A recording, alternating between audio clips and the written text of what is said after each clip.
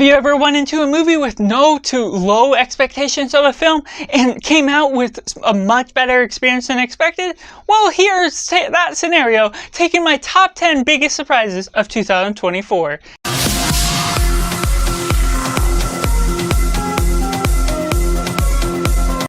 Welcome to Cinema, where we focus on a film. I'm Josh, this is Simply Cinema. Let me know down in the comments below, what were your top 10 biggest surprises of 2024? Films that you had very low expectations, or you had no idea what to expect going into it, and it significantly surpassed what you were expecting getting into it. And at last place, we have Rebel Ridge, something that was significantly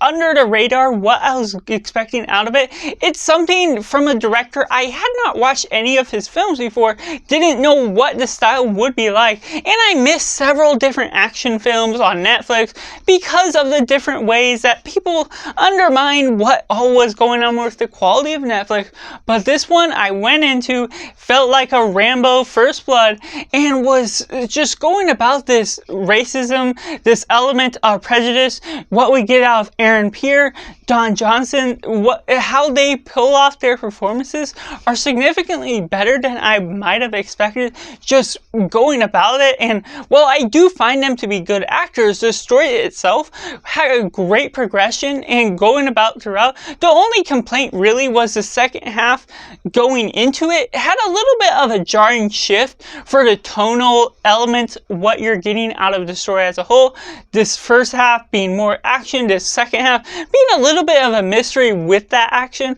but still at the same time, it had the compelling beats that made the first half and the second half have its own tone, match what I was really building upon, the nature of what you're getting out of these characters, how they progress them, building upon the mystery elements, as well as building upon the themes that ultimately had its own tone and really grounded itself down on earth with the nature of what you're doing with this corrupt police force and how they solve the mystery of getting them free from eviction, as Aaron Pierce plays this character that's just trying to free his brother with this money, and all the suspicions and everything that comes out throughout brought about some great elevation to the tension and everything that it had at hold. And at number 9 we have Cabrini, to the nature of this film was quite interesting and compelling. This element in history of womanhood brought together by Angel Studios that with this film and some of the films past has been significantly one of the better Christian elements for studios that are making these films today. And the way they tackle womanhood without making it feel like a prejudiced or feminist movie, how they're building upon these elements of poor class and these different social classes, and how they take the ideas of the uprising for this woman and making it ultimately change within the missions and the prejudice against her sex, and the ability to be able to make a change within building these hospitals, building this town that really builds upon this things that really does so much to the people of this one community that are really poor, and they really build upon the environment. And it feels like a long film because it's over 2.5 hours. That doesn't feel like it would ultimately deserve that runtime. And while I still feel like it drains upon you in one sense,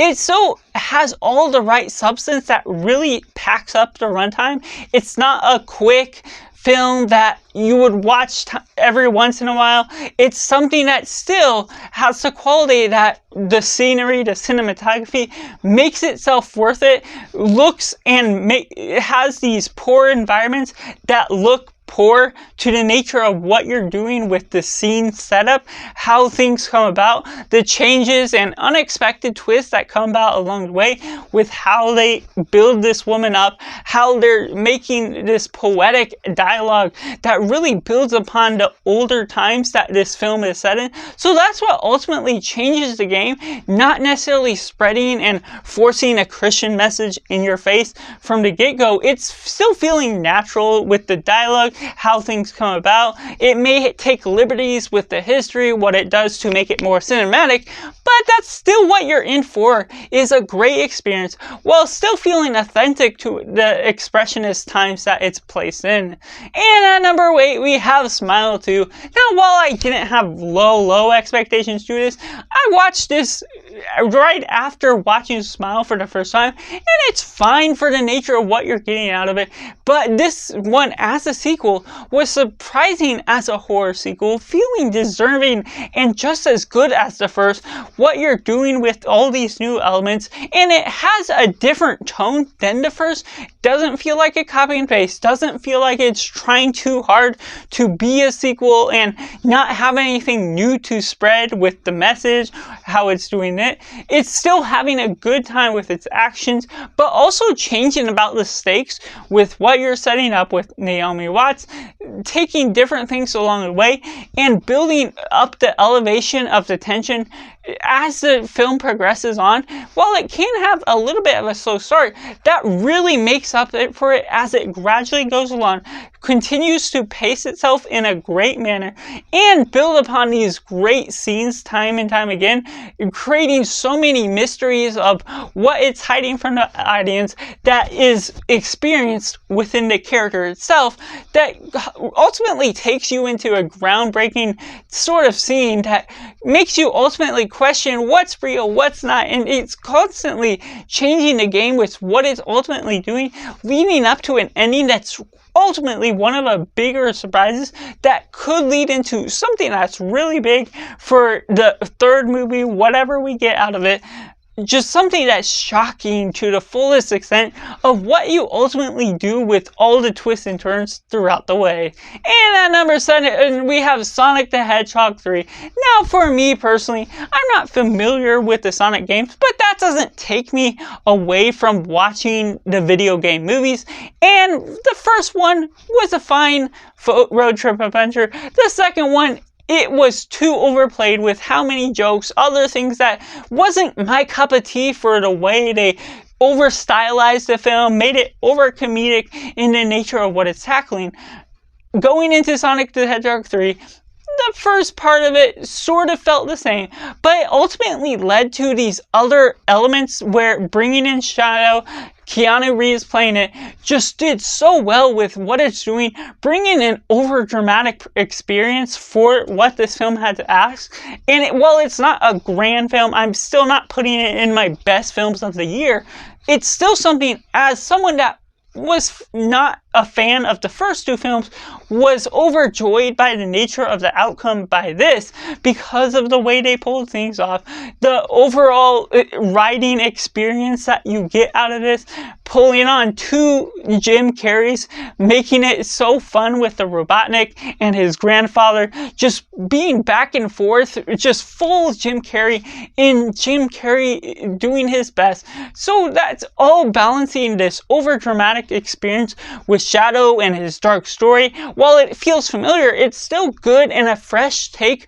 on what you're doing with this Sonic franchise, making it a little bit darker, but still having some of the fun family moments, having some comedy that actually works in the nature of what you're doing with Robotnik, that really pulled the strings in different directions that I wasn't expecting to enjoy this quite as much as I did coming out of the theater. And coming in at number 6, we have Alien Romulus, a fresh take to the franchise, combining all the best elements of Alien and Alien 2, being so philosophical and sci-fi-esque to the nature of creating some great cinematography, while also having some of the great action that we sort of have in parallel to Alien 2, making this one of my favorite Alien movies. Just what we get out of the franchise as a whole, the way they pull multiple beats off, the story, the characters, other twists and turns that come about the way, things that are expected with this franchise, but also pulls off the great cinematic experience, this being the first Alien movie I saw in theaters, so that could be a turn on why I enjoyed it also so much, but also still by the cinematic element to the way this looks, the way they take on the aliens, the great practical effects, the great VFX, just the way it all gets combined together, the twists and turns of the characters, how you're building upon the elements of the story, but also especially the horror aspect that's so into your veins, builds upon the tension throughout the film, and it feels so different because it's like this runaway sort of crew that's trapped on this one planet trying to get away. And so how that all builds about creates this new environment for what you get on this alien movie, creating a new view of what you could ultimately get out of it. So just a fresh look at how you're building upon these characters, the changes of everything that comes about along the way. While I don't feel it has the full picture still in my mind since I past watched it, the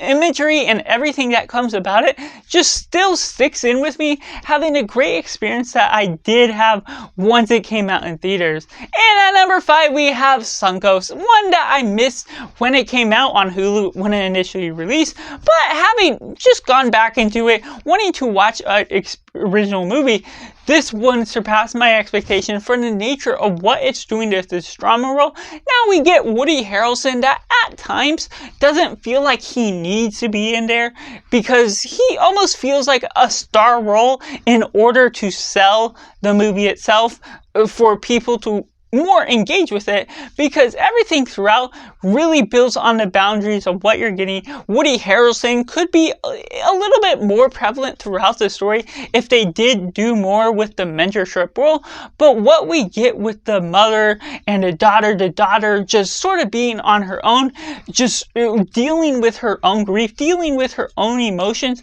along the way, makes it heavy honed for the nature of what you're dealing in with the emotions and the story of grief. That's way up my alley for how the story progresses. It's slow paced in some way, but the rebellious nature of the daughter going into other things that she probably shouldn't, but also dealing with everything she does because she's trying to dismiss all her emotions, build upon the stakes of the experience that's all going about, dealing with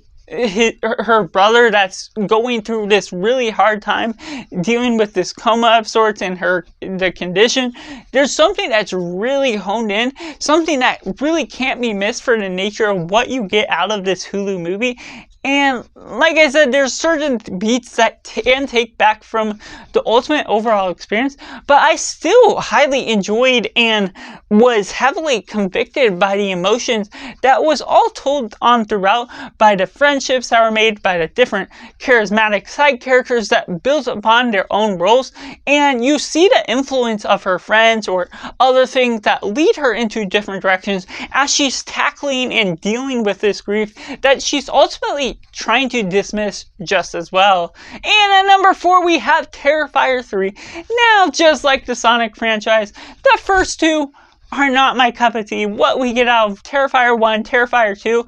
even are worse than my experience, what I got out of the first two Sonic movies. And this one, well, it's still not way up there. It still has this niche sort of role that doesn't feel like I'm convicted by what they're doing with the comedy, the pacing, what you're doing. The characters don't have enough to them. But Terrifier 3 just did that much more, a little bit more to the characters, builds up the stakes in a way I did not expect, surpassing some deaths I did not feel like they were going to happen. So that's what changed the game with what you're doing with this horror franchise, and making that much more energetic with the Christmas role, giving off all of the comedic laughter that I did not expect to love, especially within the bar scene when Art the Clown meets Terrifier and everything that's going about with meeting Santa in the bar. That changes what ultimately is the pace for this film,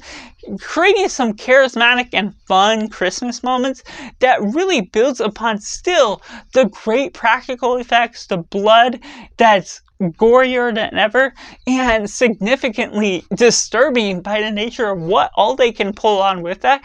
It almost feels like blood porn for the nature of what all is going throughout. That obviously isn't going to work for everyone,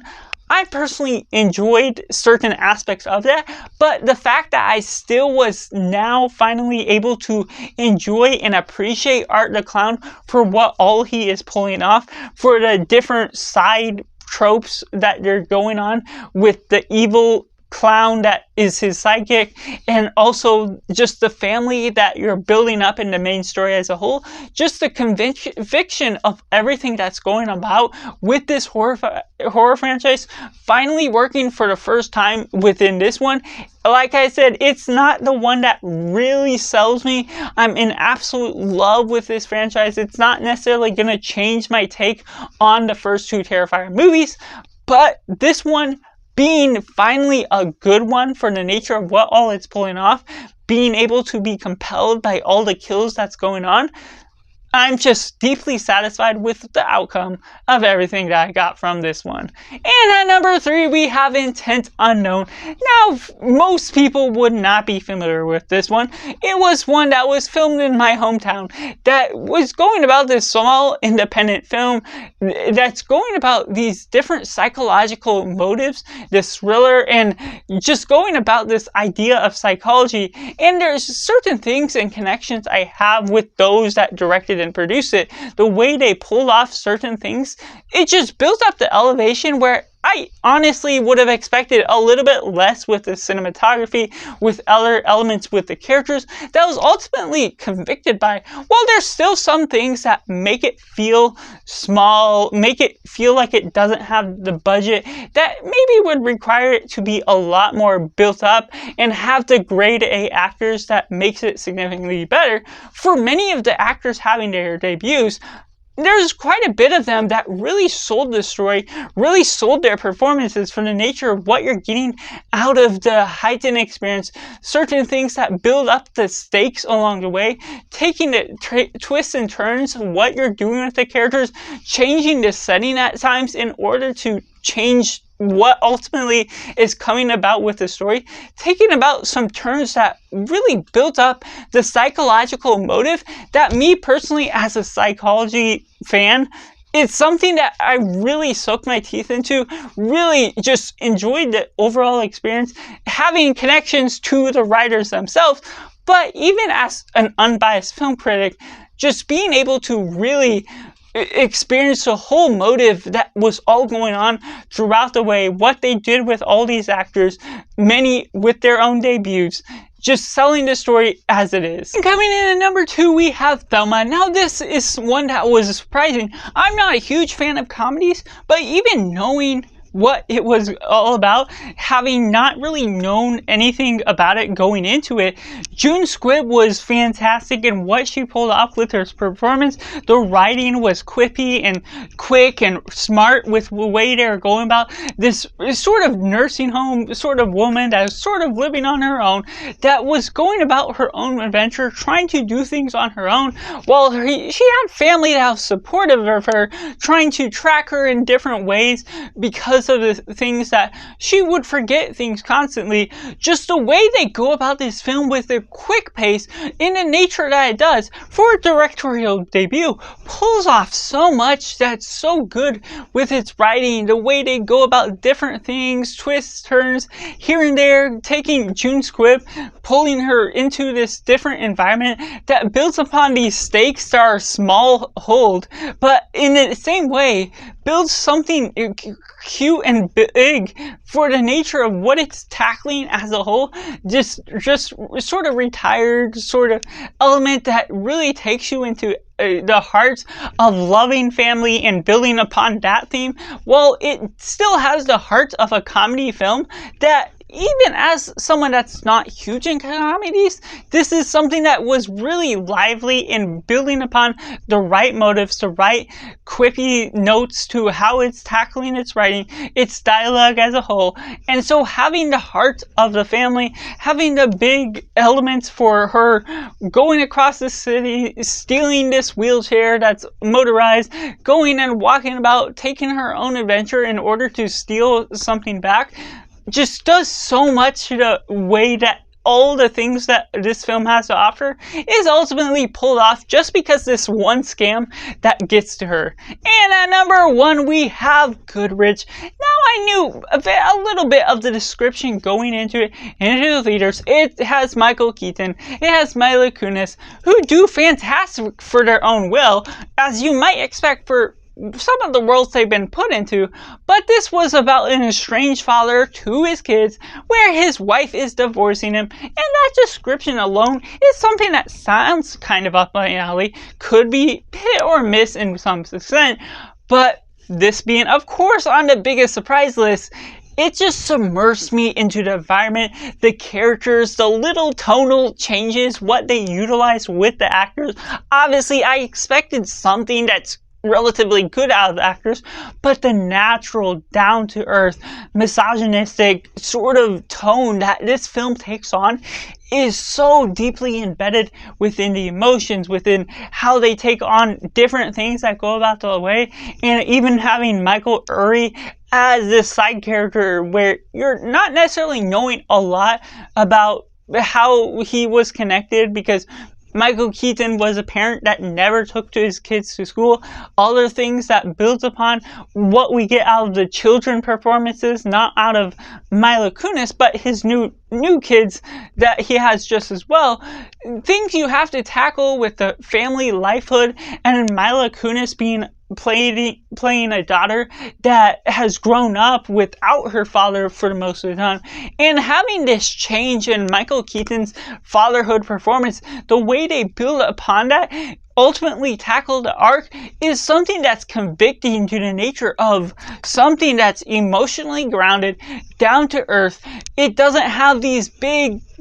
blockbuster type of approaches to it, and it unfortunately did significantly worse than it should have within the theater, being a small time release. But the way that it pulls certain things off, while it won't be a film that works for everyone and hasn't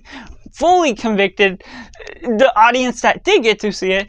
it's something that, for me personally, the emotional grounded beats that tackles the slight bits of humor, tackling this regular down-to-earth dialogue, is something that really submersed me into an environment. And just the time, the drive home afterwards, just got me into this emotional breakdown, knowing how it really all plays out. And that just led me into watching it again in the theaters, and now it's streaming on Max, and I'm excited to see it again. But I'm definitely encouraging those that missed out on it. Maybe it won't be your cup of tea, but it's one that's definitely still worth the watch for the style that it takes on. So that's just my personal top 10 biggest surprises of 2024. Let me know down in the comments below your biggest surprises. What did you go in with low expectations or knew nothing about the film for, and ultimately came out being super flabbergasted by what you ultimately came out with? So that's just my personal thoughts, and make sure to like this video if you enjoy it. Subscribe if you haven't already to join in film culture community where we talk about the love of cinema as a whole. So that's just all, and make sure to do yourself a favor and go watch a movie.